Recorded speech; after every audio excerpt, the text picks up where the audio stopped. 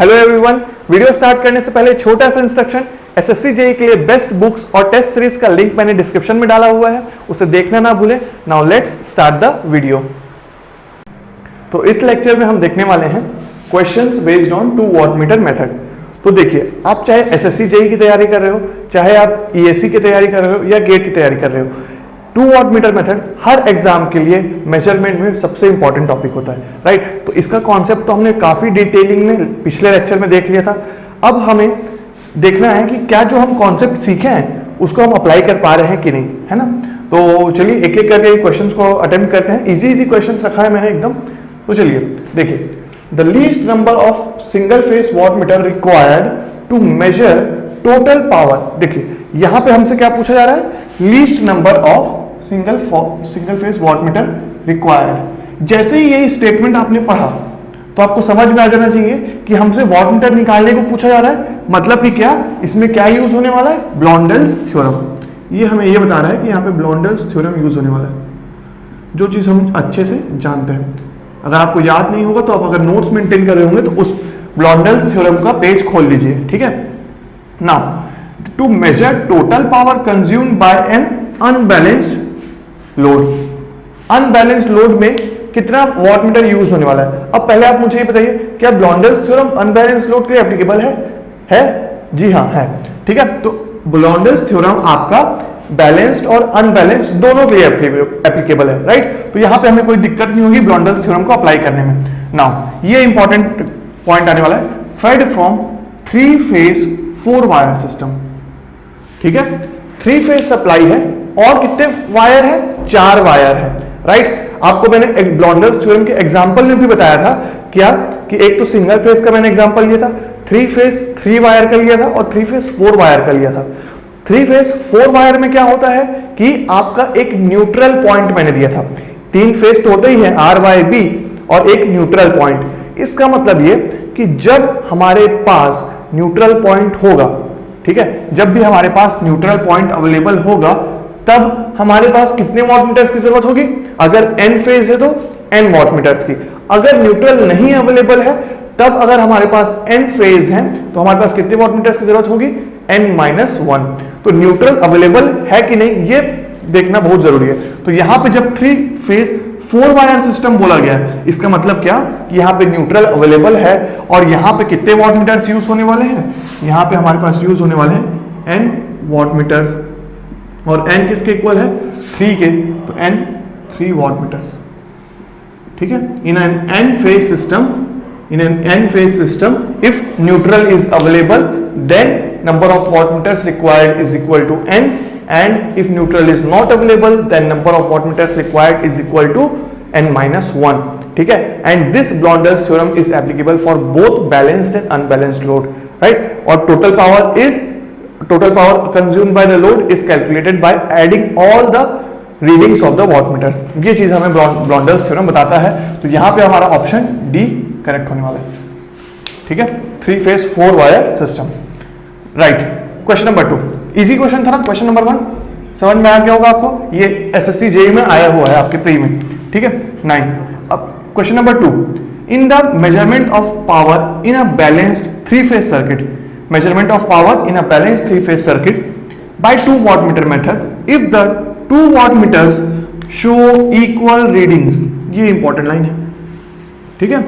Show equal readings का मतलब क्या हो रहा है, इस लाइन का मतलब क्या हो रहा है ये बताओ मुझे। ये लाइन मुझे ये बता रही है क्वेश्चन नंबर 2 में, क्वेश्चन नंबर 1 हो गया कि W1 और W2 की रीडिंग सेम होने वाला है। ये लाइन हमें ये बोल रही है कि watt meter reading show equal readings then the power factor of the circuit is. अगर इक्वल रीडिंग शो कर रही है, रीडिंग्स दोनों वॉट मीटर्स की, तो पावर फैक्टर क्या होगा ये पूछा जा रहा है। अब पावर फैक्टर का फॉर्मूला क्या होता है आप बताइए मुझे। cos फाई किसके इक्वल होता है, cos ऑफ फाई किसके इक्वल होता है, हमने डिराइव किया था बहुत अच्छे तरीके से, tan inverse ω2 minus ω1 plus ω1 plus ω2, ठीक है ये, राइट। तो आप यहां पे ω1 माइनस ω2 भी कर सकते हो, ω2 माइनस W2 भी कर सकते हो। कंडीशन क्या है कि हम यहां पर ये जो W2 है इसको क्या मान रहे हैं? हम इसको मान रहे हैं cos 30 माइनस 5 वाला, है ना, VPH IPH cos 30 माइनस 5 और W1 क्या है? cos 30 plus 5। तो 30 प्लस 5 बढ़ेगा, cos की वैल्यू कम होते जाएगी, तो यहाँ पे W1 को मैं छोटा मान के चल रहा हूँ। कहीं कहीं जगह पे W1 भी लिखा रहेगा तो आपको W1 माइनस W2 भी लिखा रहेगा, तो कंफ्यूज नहीं होंगे। हम डायरेक्टली क्या समझ लेंगे कि हमको इंटरचेंज कर दिया गया है वैल्यूज को, बस, और कोई दिक्कत की बात नहीं। तो ये हमारे पावर फैक्टर की वैल्यू है, राइट। अब जैसे कि बोला गया है कि क्या पावर फैक्टर आएगा, तो क्या कंडीशन दिया हुआ है? W1 is equal to W2। तो यहां पे अगर ये दोनों चीज इक्वल हो जाते हैं, ये दोनों चीज अगर इक्वल हो गए तो ये किसके इक्वल हो जाएगा? 0 के। तो यहां पे क्या आ रहा है? cos ऑफ tan इनवर्स 0, ठीक है, tan inverse 0 which is how much? cos 0 which is how much? Unity. तो पावर फैक्टर क्या हो रहा है आपका? यूनिटी हो रहा है। तो ये तो हो गया आपका ऑप्शन बी, राइट। तो देखिए आपको कितना इजी इजी क्वेश्चन पूछा जा रहा है आपके बेसिक कॉन्सेप्ट के ऊपर ही, सिंपल सा हमें बोला गया था। और देखो ये टेबल हमने बना के भी दिखाया था आपको, 0 डिग्री, 30 डिग्रीज और आपका 60 डिग्रीज और 90 डिग्रीज का मैंने वैल्यू लिया भी था, दिखाया था आपको टेबल में कि effect of power factor on wattmeter readings. तो उसी से डायरेक्टली क्वेश्चन पूछा गया है, राइट। ये भी आपका प्री में आया हुआ क्वेश्चन है, ठीक है। क्वेश्चन नंबर 3 के ऊपर चलते हैं। When two wattmeters W1 and W2 are used to measure power input to a synchronous motor, each of indicates 60 kilowatt. Each of indicates 60 kilowatt. Question number 3 क्या बोल रहे हैं हम? Each of indicates 60 kilowatt. मतलब कि आपका दो वॉटमीटर्स यूज किया जा रहा है, W1 और W2, और दोनों के दोनों आपका कितना दिखा रहे हैं यहाँ पे? इंडिकेट 60 किलोवाट, ठीक है। यहाँ पे मतलब कि क्या? टोटल पावर आपका इक्वल हो रहा है W1 plus W2 equal to 60 kilowatt, right. If the power factor is to be changed, देखो अगर दोनों अभी 60, यहां पे 120 हो गया, सॉरी ये 120 किलोवाट हो गया। क्यों 120 किलोवाट हो रहा है? क्योंकि W1 is equal to W2 is equal to 60 kilowatt अभी है, ठीक है। तो टोटल पावर हमारे पास क्या आ गया? W1 plus W2 that is 120 kilowatt. क्यों 120 किलोवाट? क्योंकि W1 और W2 की वैल्यू हमारी इक्वल है, जो कि है 60 किलोवाट की, राइट। अब जैसे कि अगर W1 W2 इक्वल है तो पावर फैक्टर क्या रहा होगा? पिछले क्वेश्चन में हमने देखा यूनिटी हो रहा होगा, पर अब हमें क्या बोला जा रहा है? If the power factor is to be changed to 0.866 leading, power factor को यूनिटी से 0.866 लीडिंग किया जा रहा है, राइट। तो ये keeping total input power same, तो ये जो टोटल इनपुट पावर होगा ये अब हमारा कांस्टेंट होने वाला है, ठीक है। इसको सेम रखेंगे हम, ये कांस्टेंट बोल सकते हो आप, ठीक है। टोटल पावर आपका 120 किलोवाट रहेगा, ये फिक्स्ड हो चुका है। पर पावर फैक्टर अभी दोनों वॉटमीटर्स की रीडिंग सेम है, तो कितनी होगी? Unity power factor. पर उसको अगर हम चेंज कर रहे हैं 0.866 लीडिंग में, तो क्या हो रहा है? ये cos 5 इज इक्वल टू 0.866 किसके इक्वल होता है? √3/2, है ना, √3/2 के इक्वल होता है। और ये किसके इक्वल होता है? cos 5 is equal to this implies आपका 5 क्या है? 5 है 30 डिग्रीज दिख रहा है मुझे यहाँ पे। मतलब कि अब हमें पहले क्या था? पावर फैक्टर, पहले आपका पावर फैक्टर एंगल था 0 से मैं 5 को कर रहा हूं 30 डिग्री। पावर फैक्टर 5 को मैं 0 से 5 जो है आपका, वो आपका 0 से 30 डिग्री जा रहा है। पावर फैक्टर कहां से कहां चेंज हो रहा है? पावर फैक्टर आपका चेंज हो रहा है 0 यूनिटी से 0.866 लीडिंग में, और इस दौरान, इस चेंज के दौरान आपका टोटल पावर कांस्टेंट है। ये क्वेश्चन बोला जा रहा है, ठीक है। अब अगर जैसे ही हम चेंज किए 1 से यूनिटी से लेकर 0.86 लीडिंग में, तो reading of W1 kilowatt is what, ये पूछा जा रहा है कि कितनी रीडिंग होगी। तो ये आप इसको कैसे सॉल्व करेंगे, आइए समझते हैं इसको। ये काफी अच्छा क्वेश्चन है हमारा, थोड़ा सा हमारा कॉन्सेप्ट चेक करेगा।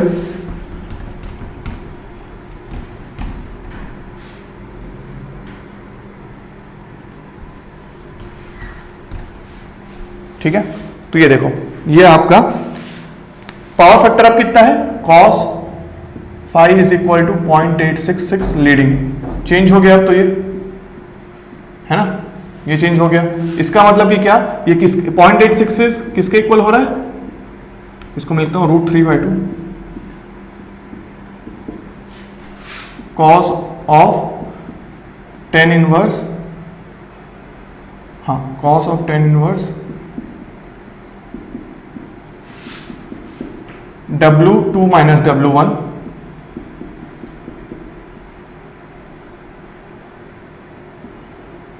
Upon W1 plus W2।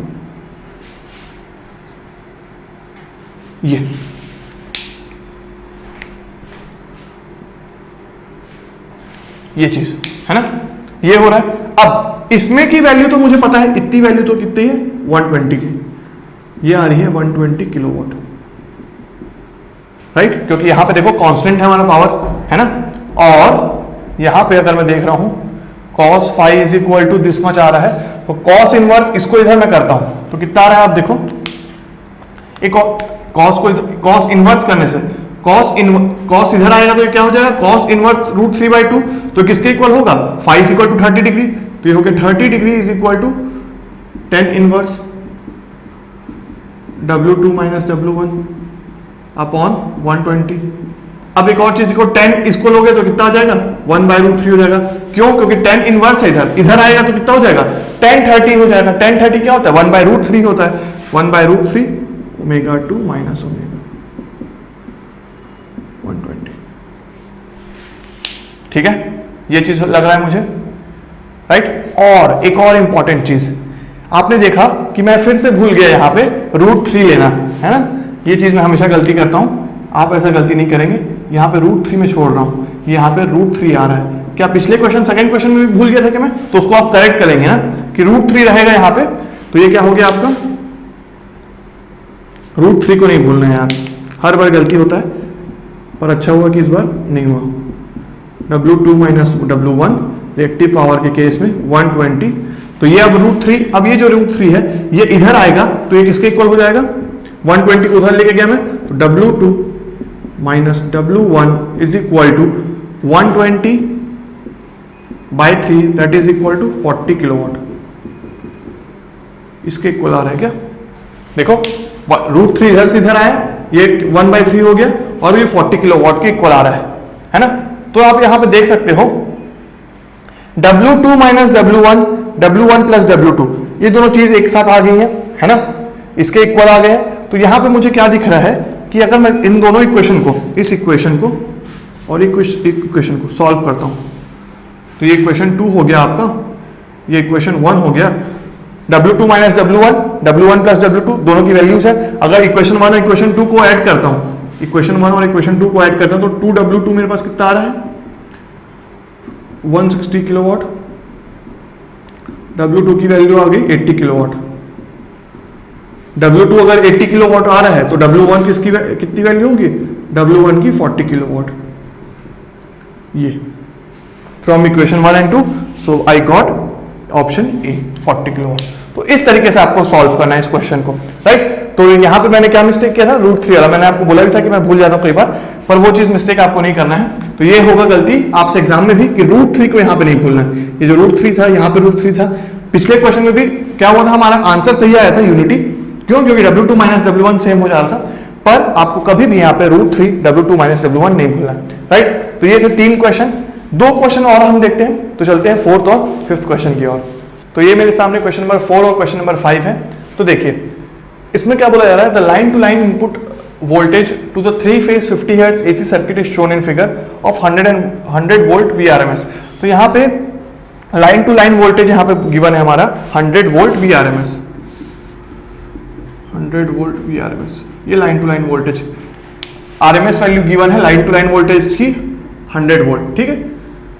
अब assuming that the phase sequence is RYB, phase sequence हमें गिवन है RYB, the wattmeters would read, wattmeters की रीडिंग क्या आएगी, यहाँ पे लोड है, लोड किस टाइप का दिख रहा है, तीनों लोड्स का मैग्नीट्यूड सेम है ना, और तीनों लोड्स का फेज शिफ्ट भी सेम है। इसका मतलब कि क्या, इंपीडेंस एंगल सेम है, तो लोड बैलेंस्ड है, बैलेंस्ड लोड का केस है। 2 वॉटमीटर्स यूज किए जा रहे हैं, लाइन टू लाइन वोल्टेज हमें पता है, राइट। ऑप्शंस देखो क्या क्या ऑप्शंस गिवन है यहाँ पे, 866 what, W2 886 what, W1 500 what, W2 500 what, यहाँ पे 0, 1000, 250, 750। अब देखो पावर फैक्टर एंगल कितना है भाई, पहले मैं पहले बताऊं। पावर फैक्टर एंगल हो गया ये 60, राइट। थीटा हमारा तो 60 डिग्री आ रहा है। अब अगर ये 60 डिग्री है तो फाई अगर 60 डिग्री है, cos फाई कितना हो गया 0.5।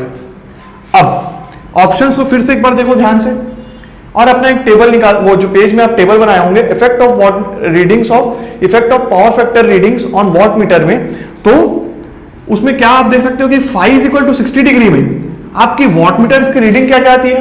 तो आप देख रहे होंगे उसमें ध्यान से कि जब phi is equal to 60 degree होता है तो cos 30 माइनस 5 रहता है एक, और एक होता है cos 30 प्लस 5 वॉट मीटर्स में। तो जो 30 प्लस 5 आ रहा है उसमें 5 को 60 डाल दो, तो 60 ऐसे ही हुआ तो cos 90 0 हो जाएगा। मतलब कि 60 डिग्री पे आपकी वॉट मीटर की दोनों में से कोई एक वॉट मीटर की रीडिंग 0 होगी। ये हमने कल निकाल के देखा था। तो यहां पे डेफिनेटली ऑप्शन सी में बस W1 इज इक्वल टू 0 है और W2 में कोई रीडिंग आ रही है, बाकी सारे वैल्यूज में कहीं पे भी एक भी वॉट मीटर की रीडिंग 0 नहीं हो रही है, मतलब कि ऑप्शन सी हमारा करेक्ट है, राइट। कुछ भी सॉल्व नहीं करना है, सिंपल सा हमें देखना है कि यहाँ पे इंपीडेंस एंगल 60 डिग्री है, 60 डिग्री पे पावर फैक्टर एंगल अगर हमारा 60 डिग्री है तो एक वॉट मीटर रीडिंग 0 होगी। कौन सी 0 होगी, VPH IPH cos 30 प्लस 5 वाला जो था, राइट, वो 0 होगा। तो जैसे ही 0 हुआ तो यहाँ पे ऑप्शन सी मैच कर रहा है। बाकी में 500 देखो ऑप्शन बी क्या है, दोनों वॉट मीटर रीडिंग सेम है। सेम कब होती है, हम निकाल के देखा, हमने क्वेश्चन नंबर 1 जो किया था वो शायद 30 डिग्री था, क्वेश्चन नंबर 2 जो था वहां पे वॉट मीटर सेम था, तब क्या हुआ था, पावर फैक्टर आपका यूनिटी आ रहा था। तो यहाँ पे तो ये 500 तो ये वाला भी ऑप्शन गलत हो गया, राइट। और क्लियरली सी बात है कि अगर phi is equal to 60 degree है तो ये हम आराम से एनालिसिस किए थे टेबल बना के एक एक पावर फैक्टर्स का, तो जिसमें हमारा W1 होगा क्या 0 और W2 होगा 1000 वॉट, राइट। ये चीज। अब फोर्थ क्वेश्चन हमको बिना पेन उठाए हम डायरेक्टली इस चीज को देखते ही सॉल्व कर लिए।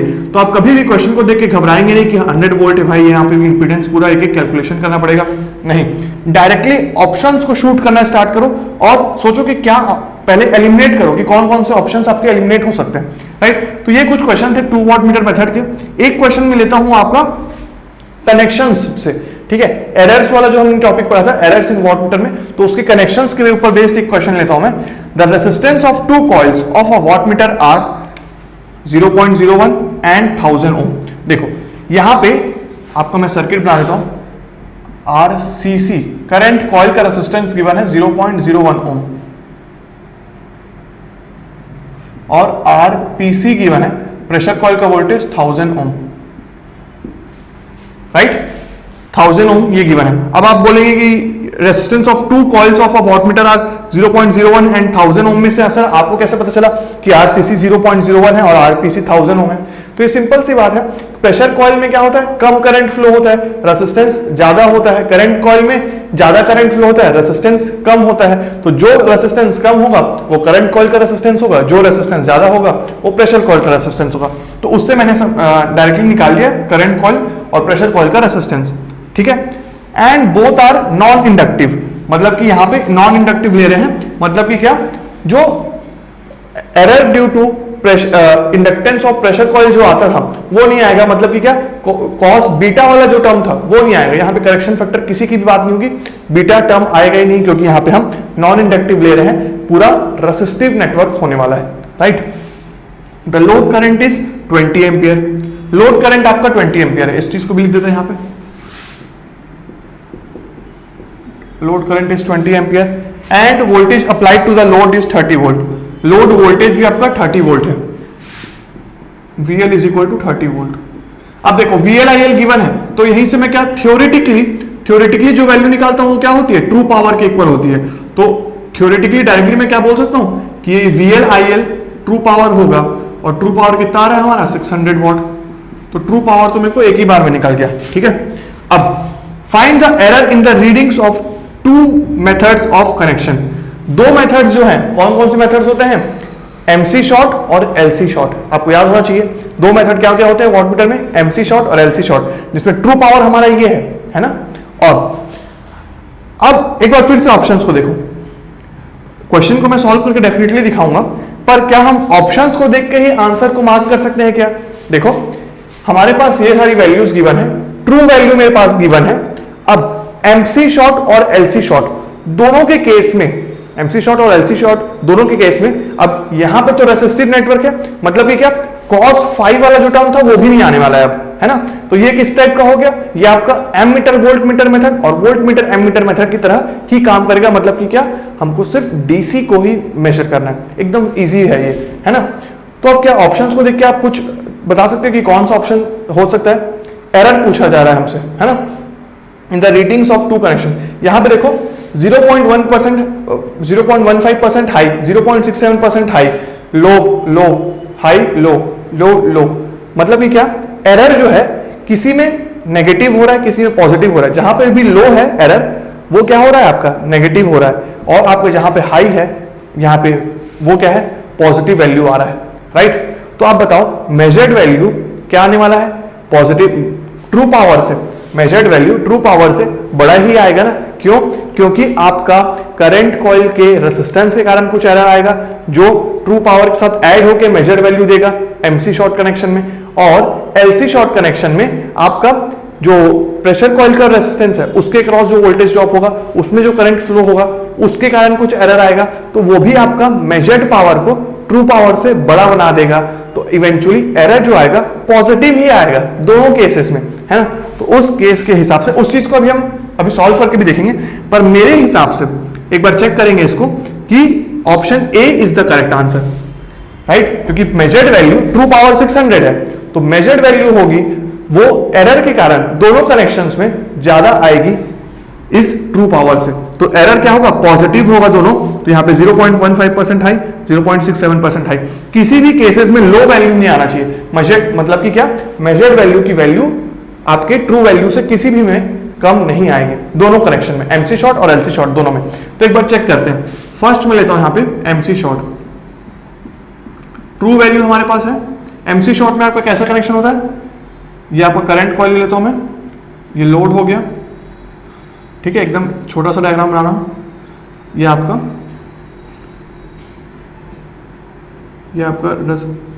प्रेशर कॉइल हो गया और ये आपका रेजिस्टेंस हो गया, ठीक है। तो ये आपका वॉट मीटर हो गया, CC PC, है ना।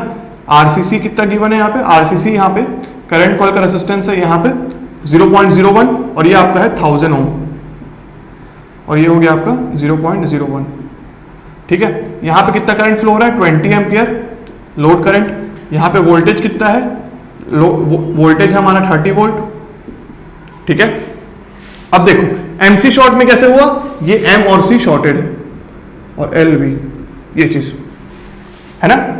तो वॉट मीटर की रीडिंग क्या होती है? मेजर्ड वैल्यू कैसे आती है वॉट मीटर की? आप बताइए, कई बार रिपीट कर चुके हैं हम इस चीज को। वॉट मीटर की रीडिंग होती है voltage across pressure coil and current in current coil, है ना। Current in current coil end voltage across pressure coil, ये चीज आपको पता है। And cos of angle between them, उन दोनों के जो एंगल होगा उसका हम क्या लेंगे? कॉस, कोसाइन करेंगे और फिर उनकी वैल्यू से मल्टीप्लाई कर देंगे। तो यहां पे देखो दोनों पूरा का पूरा नेटवर्क अगर रेसिस्टिव है तो दोनों के बीच का एंगल तो सेम होने वाला है ना, वोल्टेज और करंट दोनों का। रेसिस्टिव नेटवर्क है पूरा, कहीं पे भी इंडक्टिव कैपेसिटेंस कुछ नहीं है, तो कॉस 0 होने वाला है, दैट इज 1। तो यहां पे हमको क्या देखना है? सिर्फ प्रेशर कॉइल का वोल्टेज, करंट कॉइल का करंट, बस वही देखना है और हमको मेजर्ड वैल्यू हमारे पास आ जाएगी। तो देखो ICC कितना दिख रहा है मुझे यहाँ पे? ICC देखो, ये ICC मुझे IL के इक्वल लग रहा है, क्योंकि ये देखो ये 20 एम्पियर तो फ्लो हो रहा है इसमें से, तो ICC हो गया 20 एम्पियर। VPC कितना दिख रहा है मुझे? VPC देखो, अब ये जो ICC है यहां पे कुछ ड्रॉप होगा कि नहीं? करंट कॉइल में कुछ ड्रॉप तो होगा, क्योंकि करंट कॉइल का रेजिस्टेंस कितना है? 0.01, है ना। उसमें करंट कितना फ्लो हो रहा है? 20 एम्पियर, तो ड्रॉप कितना हुआ? 20 इंटू 0.01 कितना हो गया? अगर मैं VCC लिख रहा हूं, drop in voltage current coil 20 into 0.01 which is how much? ये हो गया आपका 0.2 वोल्ट, है ना। और अगर ये 0.2 वोल्ट हो रहा है ना, तो यहां पे वीपीसी कितना आ रहा है आपका, प्रेशर कॉइल के अक्रॉस वोल्टेज कितना आ रहा है आपका, प्रेशर कॉइल का वोल्टेज यहां पे आ रहा है आपका, ये देखिए यहां से ये आ रहा है आपका VPC is equal to 30 plus 0.2 volt, that is how much 30.2 volt, है ना। तो अब आपका मेजर्ड पावर किसके इक्वल आ रहा है, 30.2 into 20, that is how much 604 volt, 604 watt. तो अब आपका एरर परसेंटेज कितना आ रहा है, एरर परसेंटेज आ रहा है 604 measured power minus true power upon true power into 100, तो ये हो गया आपका कैंसल आउट, ये कैंसल आउट, तो ये आपका कितना आ रहा है 4/6%, 4/6% कितना होता है 2/3, 2/3 इज हाउ मच आपका 0.667% हाई, तो ये आपका दिख रहा है, एक ऑप्शन हमारा मैच कर गया 67% हाई, तो ये परसेंटेज एरर क्या आ रहा है 0.67 हाई परसेंट हाई, 0.67% हाई, क्योंकि मेजर्ड वैल्यू आपका ट्रू वैल्यू से बड़ा है, ये हो गया राइट। अब एलसी शॉर्ट करोगे जब, सेकंड केस आप ले लो, यहां पे मिटा देता हूं मैं ऊपर वाला चीज,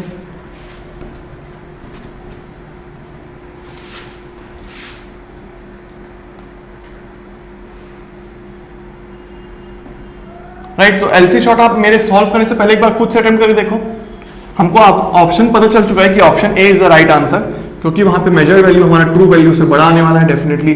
तो आप मेरे को एक बार एलसी शॉर्ट करके, एलसी शॉर्ट कनेक्शन के केस में आप मेरे को बताओ कैसे हम फाइंड करेंगे मेजर वैल्यू को।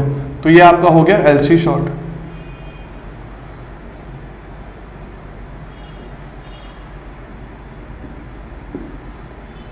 तो लोड के अक्रॉस अभी भी कितना है 30 वोल्ट है, करंट कितना फ्लो हो रहा है 20 एम्पियर, यहाँ पे रेजिस्टेंस कितना है 1000 ओम, यहाँ पे रेजिस्टेंस कितना है 0.01 ओम। अब आप बताइए वीपीसी कितना है, वीपीसी आपका directly L C M V, directly यहाँ पे एल और इस पॉइंट के बीच वोल्टेज कितना आ रहा है 30 वोल्ट आ रहा है, तो डायरेक्टली आपका वीपीसी कितना हो गया 30 वोल्ट, है कि नहीं। यहाँ पे जो आपका रेजिस्टेंस प्रेशर कॉइल जो है वो डायरेक्टली आपका कनेक्टेड है अक्रॉस द लोड, तो यहाँ पे वीपीसी आ गया 30 वोल्ट। आईसीसी निकालो, आईसीसी कैसे निकालोगे, आईसीसी होगा लोड करंट प्लस यहाँ पे करंट कॉइल किसके, करंट कॉइल का करंट किसके इक्वल होगा, प्रेशर कॉइल के करंट प्लस लोड करंट के इक्वल, है ना, दोनों का सम, तब यहाँ पे दोनों का सम होते हुए इधर से आएगा और फिर लोड करंट इधर निकल जाएगा और प्रेशर कॉइल का करंट इधर निकल जाएगा, तो आईएल प्लस आईपीसी जो कि कितना है 20 प्लस आईपीसी कैसे निकालोगे 30 वोल्ट है उसके अक्रॉस और रेजिस्टेंस कितना है 1000, तो ये कितना हो गया 20.03, है कि नहीं, ये हो रहा है आपका करंट राइट। तो ये आपका करंट आ गया,